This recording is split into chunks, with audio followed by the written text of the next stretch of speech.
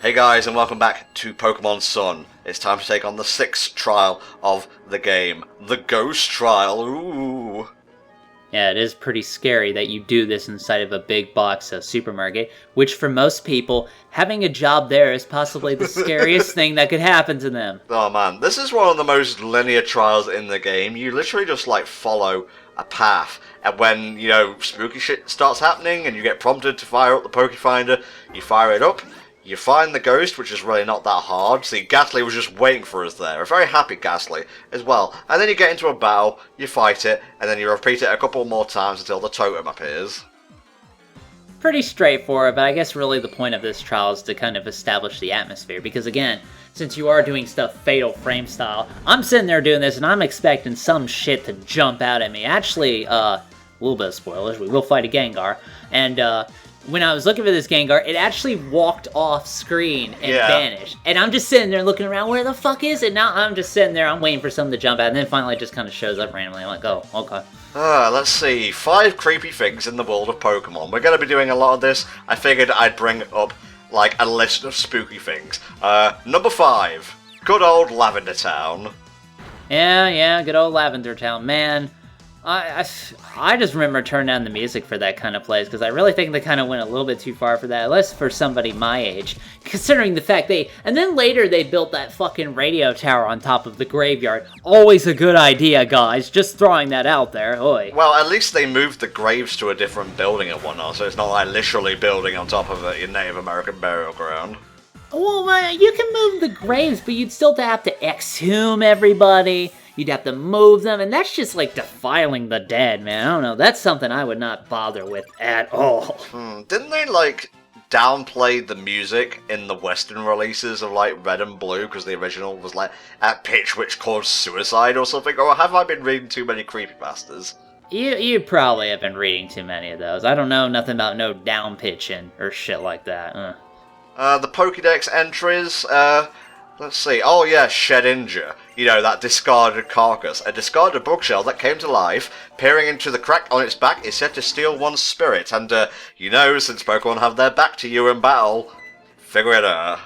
Oh yeah, that's true. Although, I have to say, in the anime, a really cool arc was when they went to this, there's this Mirage Kingdom and something like that, and the Chancellor, because it's always the fucking Chancellor in these kind of stories, wanted to take over, and he had Najask and Shedinja, and he actually teamed up with Team Rocket, and it was a cool little arc where Misty came back, and I think Togepi evolved into Togetic. Oh, yes, yeah. Yeah, that actually was a really good fight they had at the end. I actually really like that. So Shedinja is kind of up there in terms of Pokemon that I like for me. Just carrying on down the list, Haunter's one of my favourite ghost types, by the way. I've always liked his design. And then he gets all cute and cuddly with Gengar. Gengar's legit.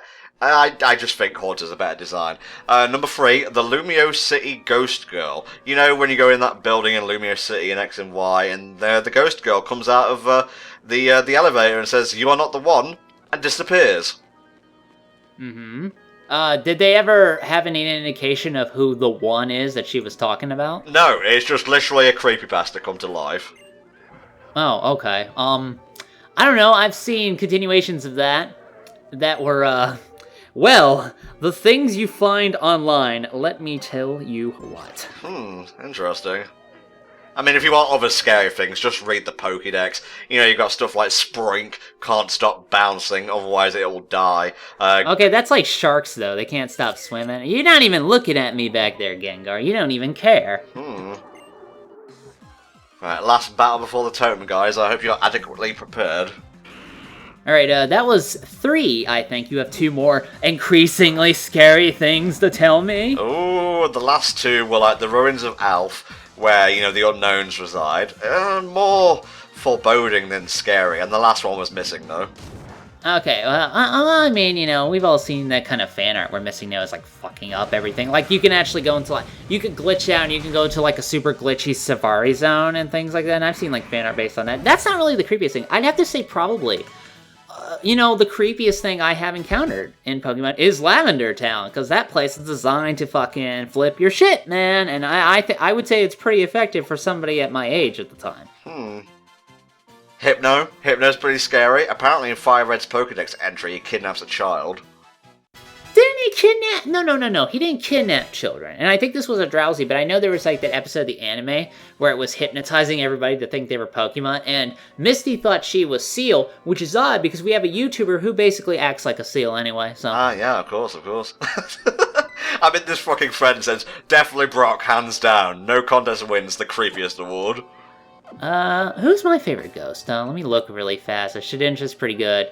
I'm actually, Aegis Slash, Decidueye, of course. I'm actually a big fan of, is Miss Magius on here, or is she Psychic? No, Miss Magius, yeah. Oh, Dusk Noir, no, Dusk Noir is, like, my absolute favorite ghost, because that dude is fucking rad looking. We kind of fell in love with him during Pokepark too, didn't we? I'm trying to remember what his role was. Was he a boss? I think he was a boss. Well, he handled, like, certain affairs, let's put it that way. And now comes the real spooks.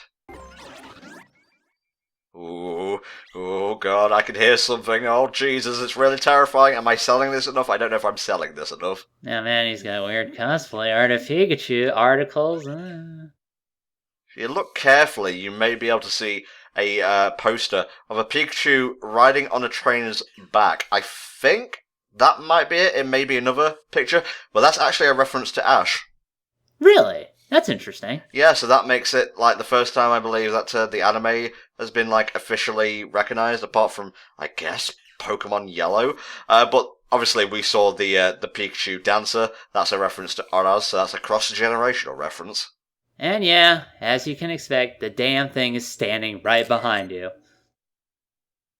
Oh, Mimikyu. You were weird when you were first announced, but people warmed up to you super fast when they learned that all you want is attention. You just want to be loved. Look over here. I thought that was like a sheer heart attack kind of thing going on. Well, okay, to be fair, if this thing sneaked up behind me, it would definitely be a sheer heart attack. But yeah, you're right. Like, man, it got so much fan art of, like, it and Pikachu just hanging out and being cool and shit like that. I actually kind of like that about the guy. I mean, I wouldn't have one on my team, but I actually really like the idea behind this Pokemon. Alright, guys, you're going to want to be careful with this one, because its ability is pretty nasty. I'll get the actual name for it in a second, but what it does is it allows Mimikyu to basically have a free hit at the start. Sort of like, I want to say like a substitute or something, because now that his head's all floppy, now we can attack it. Like you said, it's just like a hit of armor. And the other thing to really kind of, watch out for with a Mimikyu is that, and it will throw you off if you try to land a dark type against it, it's actually Ghost and Fairy. Yep. So dark types will not work that effectively against it when it comes to attacks. Fortunately, if you shoot it with a bunch of fire and lightning, that tends to kill it all the same, so... Well, Fairy is super effective against Dark, as I learned the hard way in certain games, so you want to be careful about that. And as you can see here, my beautiful strategy really fell apart at the seams from the word go, or the number go, the letter go, something to do with go. You said attack back there. I'm going to relook the name of that attack up really fast. But that thing does a shit ton of fucking damage, so deceptively so, that it actually knocked out a few of my Pokemon getting hit by that. Of course, fuck Konami, my boy, managed to tank it pretty well, but I still had to heal him quite a bit to survive that particular attack. Oh, we're talking about Play Rough, the Fairy type move.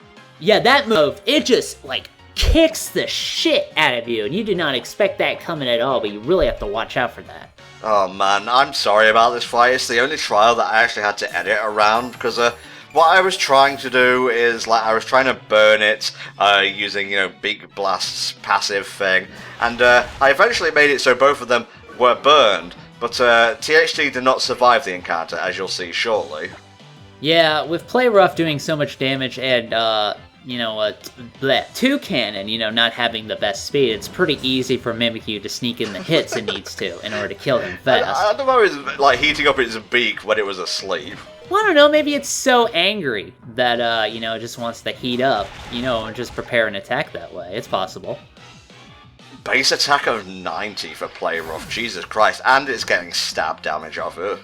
Yeah, it's pretty bad. I think, if I recall correctly, because, it was not too long ago that I did this trial, but again, I've been shotgunning through the game real fast. I think I managed to poison it because, poison, Fairy has that weakness against poison. I believe I managed to poison it, and then Bioshock got killed pretty fast. Only thing I can remember, like I said, is Konami is the one that managed to pull through at the end. I managed to actually take out a Haunter really quick, and then I managed to kill off Mimikyu before it could summon any other allies. So I got this first try a lot more difficult than I expected it to be, and definitely more difficult than the previous trial I was on.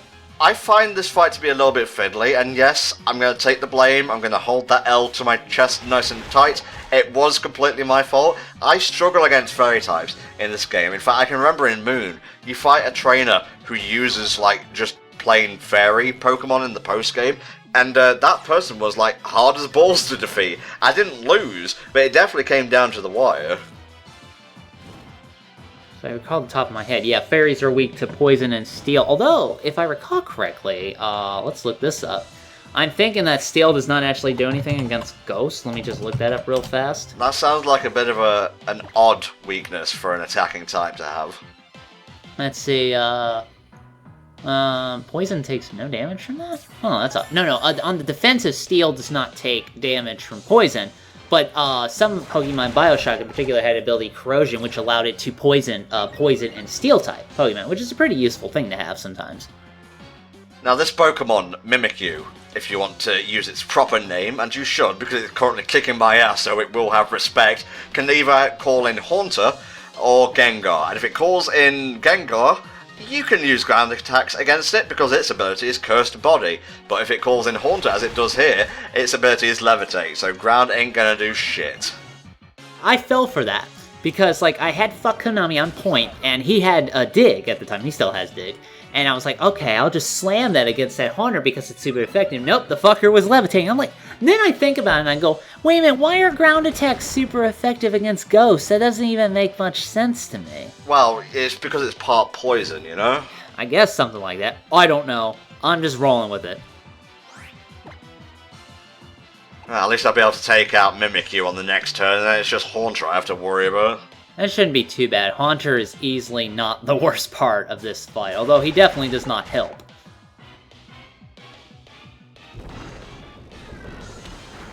Man, thank God for Stallion's ability. He is the best tank. Well, goodbye, Totem Pokemon. Was nice knowing you. Well, I mean, I guess it was kind of nice. It sent us on this interesting sort of goose chase with the spooky imagery, things like that. I mean, it was a very straightforward kind of trial, but it was certainly memorable in a lot of ways. Yeah, I mean, I'd probably put it like the third weakest trial. The weakest one is obviously... I'm kind of torn. It's either the first one or the electric one. I think Sophocles is the weakest, because, the first trial, it's kind of, just a trial to get you used to how things are working and things like that. And Ilma's area was more interesting to explore and had that stuff with, Team Skull and things like that. Sophocles is just, they blank out the screen, you fight 3 guys, and you fight the totem, and that's pretty much it. Yeah, I guess so. I think what hurt me in this fight was I wasn't aggressive enough. I just kept seeing, oh, it's part fairy. I should absolutely not use my starter against it. But I probably could have just, fired off a bunch of attacks at it, and it would have, done the job, lickety-split before he died, or at least, put a good dent in their armor, so to speak. Well, what's important is that he won, and he's very happy about this, being, of course, the tag team champion of the Pokemon world. Oh, well, at least I know he can't die again. You can actually come back here and, catch a Mimikyu if you want. I didn't do that because, I already had a Ghost Decidueye, so I'm pretty good. Well, yeah, same for me in Moon, really, so I didn't really feel like going back into, a haunted supermarket, thank you very much. Pro tip for this scene, by the way, keep your eyes on the background, you may see a little something. Yeah, I actually caught that from the corner of my eye when I did this the first time. I was like, oh, you little bastard. Acerola's behaviour may change drastically in a second as well. That's also a dead giveaway, that a ghost is possessing her. But in the meantime, we get goodies, treasure, booty, crystals. You would not believe how many box tops I had to send in to get this. It's nuts. They want $100 for it, and they want $5 for shipping. It's ridiculous. Nah, I'm glad I got through that on the first try, but I didn't want to apologise for a kind of clunky fight. It probably wasn't that fun to watch. I also want to apologise for my mouth. My mouth is just not cooperating with my brain in, like, parts of this part and most of the last one, and I'm really sorry about that, because commentary is supposed to be my fucking job. Well, to be fair, you probably got some of that from me. Oh, shush. Oh, it's kawaii. That's pretty kawaii, Desu. Well, I was gonna do that anyway, but thanks for making it official. Do you think the ghosts mind if I have permission or not? They're not tethered to this world. That Dust Ball was pretty useful in catching my Jiang Mu, later on in the game. Oh, did you catch it at night? Yeah, I was playing at night, so I kind of had to. I figured, I'll get a boost. I'm watching you, Ghost. You're not going to sneak up on me. It's totally funny, and this definitely did not happen, even though you were dealing with ghost-type Pokemon who are supposed to do this kind of shit. Yeah, Acerola, there's suspension of disbelief, and then there's just naivety. So, what did we go inside, then, if there's no back room in the store?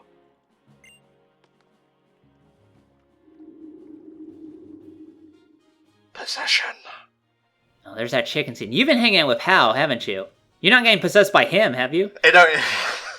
That's funnier than anything I was going to say. There it is! Oh!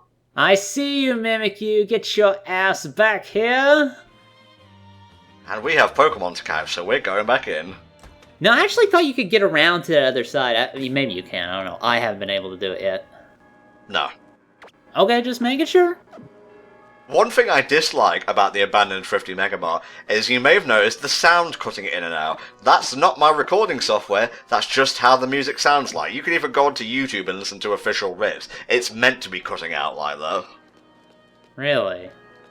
Yes. Well, I mean, I'm trying to listen for it now. Oh, okay, I thought music interrupted. I thought you were just being a bit slow on the uptake, though. So yeah, we're going to catch a Haunter, because, that dude in the Pokemon Center wanted one, and we'll be able to get a Graveler and thus a Golem in return. And I also want to catch a Mimikyu as well, because he will do great in the next trial. Oh, so you have a plan already set in motion. Oh yeah, it probably won't work out, but I want to kind of make up for this clunky trial, I always feel bad, like you guys probably don't really give a shit, you see a new video, you click on it, you enjoy it, sometimes, and then you just go on your merry day, but I'm just sitting there with like a jug of what appears to be beer, head in hands, just going, I could have done better, I should have done better. This makes me think, now that you're going in here and catching Pokemon, if I ever I may replay this game again down the line, I may actually want to buy Moon, and just kind of, because when I beat this game, I want to save my team, obviously. But, if I buy Moon, I'll probably just kind of try different, configurations of Pokemon teams, just to kind of try it out, because I admit I kind of neglect a lot of, potentially good Pokemon, mostly based on their looks. I might Nuzlocke it, actually. I'll think about that. Interesting. I think Team 4-Star did that, and it was a blind Nuzlocke run as well. Ooh, those are always pretty interesting, I gotta say. Oh, Jesus Christ. 5% chance of running into one of these fuckers. Wow, really? That low? That's even lower than the fucking dragon I got. Yeah, man, it's fucking insane.